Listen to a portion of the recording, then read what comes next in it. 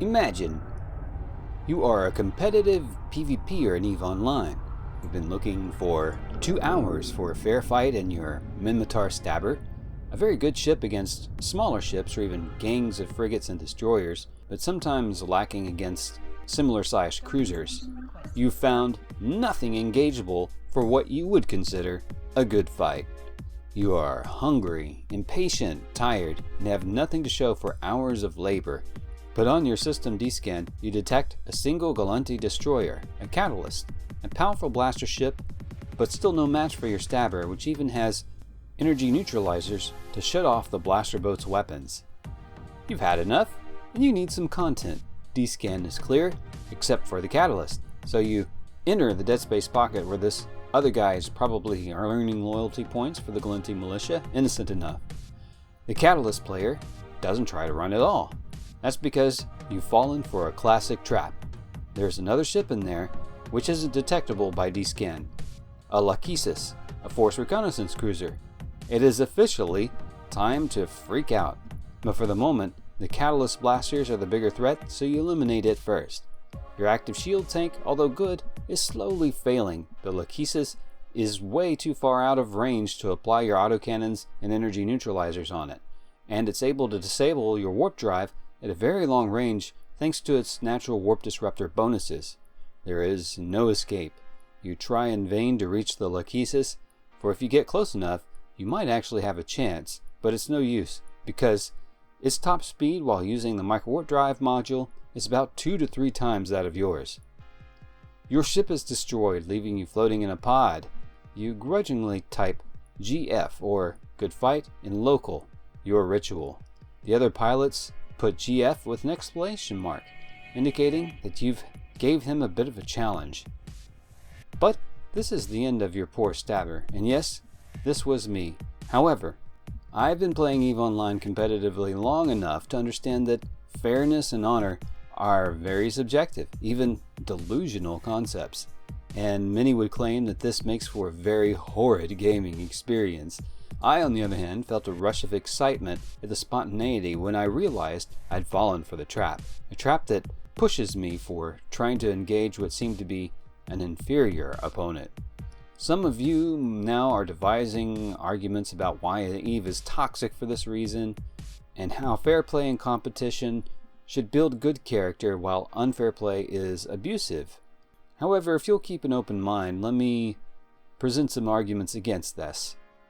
Let's look at another game, StarCraft 2, a highly competitive game that is recognized as an actual sport, an e-sport, where in Korea entire stadiums are packed to watch 2 professional players play the game.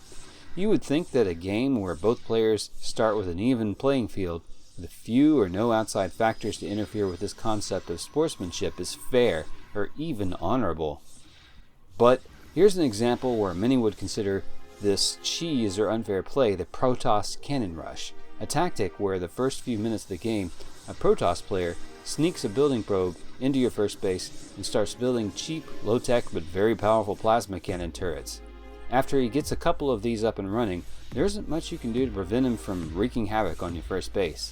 In this case, I was aware of what he was doing, a little bit too late, and so flabbergasted and panicked, I wouldn't devise a counter in time. Some in the StarCraft community would call this a cheesy tactic, but experienced players can counter this with no issues, which would defeat the other player. Imagine if I hadn't been aware of this tactic at all, because some people are unaware of this tactic. When it's executed, they don't stand much of a chance. Now how is that fair? I will push my point further by saying that honor and fairness actually don't exist at all in the natural world. Predators attack the sick, old, and weak as a matter of course. If you are in a predatory environment, such as the ocean surrounded by a school of sharks, do you whine and complain that the sharks swim faster, have sharper teeth, and outnumber you? Wouldn't it be better to act rather than lecture the sharks about the concepts of fairness and honor? The reality is, in the arena of human competition, one can eventually realize that winning or losing is a very subjective concept, and may not be nearly as important as you think. People have a tendency to believe a win is a blessing and a loss is a curse, especially in a dishonorable situation or what you perceive to be a dishonorable situation. But this is all wrong. A win or a loss, or even an inconclusive fight, is no more than an opportunity for growth and challenge. For example, in my loss to the Lachesis and Eve, if I encounter those pilots again, I have an opportunity to counter with some ship or even with the help of a friend to destroy a very expensive Force Recon ship, and an opportunity for further excitement, content, and growth. Therefore, I have to say, people who cling to this notion of a fair fight or an honorable fight are clinging to a conceited entitlement. What I often see in EVE are people who consider themselves honorable and brag about this endlessly. There are certain corporations and alliances that sort of make this their brand. They crusade against injustice and unfairness in the game. But I see two problems that come up with this. Occasionally, when being beaten, they will resort to any tactic they can to tilt the balance in their favor, and therefore have become hypocrites. Or when losing, they complain and whine while their opponents scoff at them. In some cases, the leadership of these organizations become righteous fundamentalists and will punish valuable members and friends for acting in what they perceive to be a dishonorable fashion. Now, I'll backtrack a little bit. I'm not sure about fairness, but there is a place for honor in EVE Online. Honor is a kind of social currency, a reputation for honesty that can gain you a lot of loyalty, trust, and ultimately power. In my case, it was a very dishonorable pirate who, after killing me, taught me everything I need to know about avoiding falling prey to other pirates. Therefore, she earns a bit of cautious trust from me. In turn, I've done the same to countless others who play, and although I never cling to dishonorable tactics, people have come to trust me and view me as honorable in the community. However, this honor has to be a little bit fluid, or someone will take advantage.